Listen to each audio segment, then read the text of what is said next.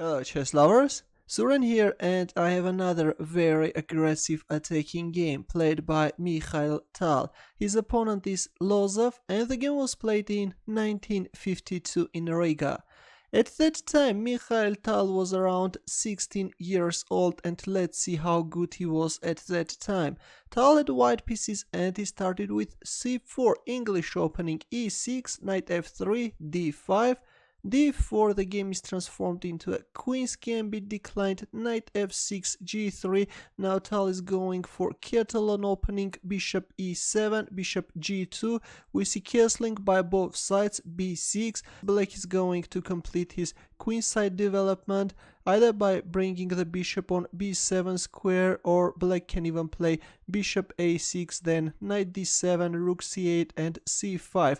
Knight c3 was played, but in the game we see bishop b7, knight e5, queen c8. Black is protecting the bishop and already can capture on c4.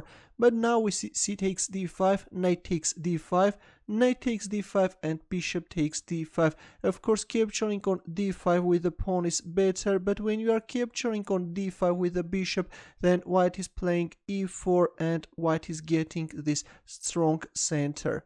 Bishop b7, queen c2, c5. Black is challenging white's center and d5 was played. And in this position Lozov made a mistake and played rook d8. Well, it was better to play knight d7, develop the knight and get rid of this strong knight on e5 square. If knight c4, then after the exchange on d5 square, black can play rook e8 and then bishop f8. But instead, after d5, rook d8 was played. And it turns out that already Mikhail Tal can go for some beautiful sacrifices. But Tal played bishop h3, which is also a very strong move. It turns out that after rook d8, white can play knight takes f7 and black is facing serious problems. The idea is that if king takes f7, then only now the bishop is coming on h3 square with a deadly threat. Bishop takes e6, forking the king and the queen. If king f8, then bishop takes e6, and then the second bishop can come. If bishop d6, then e5, and the pawn can't be captured because of this queen f5, and then bishop takes e5. This is just a total destruction. That's why after bishop h3, black should play rook d6, but again after bishop f4, it's over. This is just a hopeless position for black. But after rook d8, Tal played bishop h3. Queen c7, black is moving away his queen from this dangerous h3 c8 diagonal, but now comes the dark square bishop f4, and already white is creating some dangerous discovered attacks on black queen. Bishop d6, but anyways, here comes knight takes f7. Finally this knight sacrifice is on the board. King takes f7. Well, if bishop takes f4, then white can simply capture on d8, and then on e6, and then on f4. This is just a one position for white. Let's go back. After knight takes f7, we see king takes f7, bishop takes e6 check, king e8. Well, if king f8, then again e5 is winning. If bishop takes e5, then queen f5 check.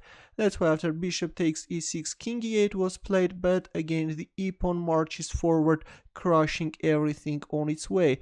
Bishop f8. Well, if bishop takes e5, then white can capture on h7. If bishop takes f4, then queen g8 check, and then queen f7, and then white queen is simply swallowing everything on its path, and it's over. That's why after e5, bishop f8 was played.